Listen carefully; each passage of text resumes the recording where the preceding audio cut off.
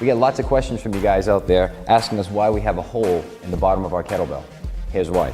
It's for a 2 kilo kettlebell buddy. This fits 4, 8, 12, 16, 20, 24, 32, and 40 kilo kettlebells. Again, adding 2 kilos to all of those, to either one of those. But it helps you transition from one size bell to the next without necessarily adding more mass with the larger kettlebell. So now we'll work on that same progression using the Bulldog leash.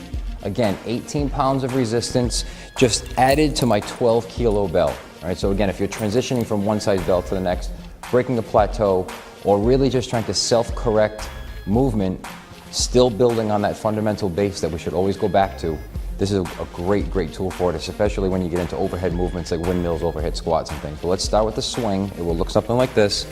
I grab the leash and I throw it behind me. Get it behind my body, behind my heels.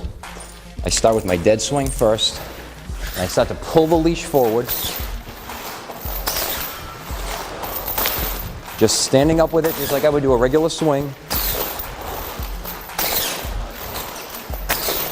What I try to do is have this leash not slap on the floor. Then I'm putting too much effort into this move.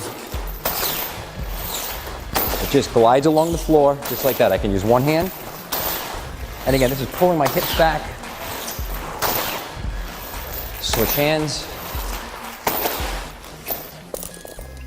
It does not feel like you're using a 12 kilo bell, I promise you, but you're still not getting the brunt of the 18 pounds or the additional resistance by screwing it onto the bottom of the bell. You really have this very subtle progressive overload on the deceleration and the ascent of the movement. So your posterior chain is just further challenged. Typically we would use this if someone has a tendency to use too much shoulder in a swing because they're using a bell that's too light. This works magic in correcting that, and it is all self-correcting. Your body figures it out, your central nervous system figures it out. The right muscle groups automatically fall in play.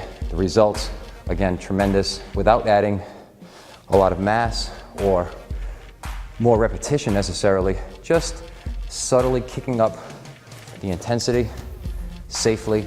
Try these out. Let us know how you like it. Give it a shot.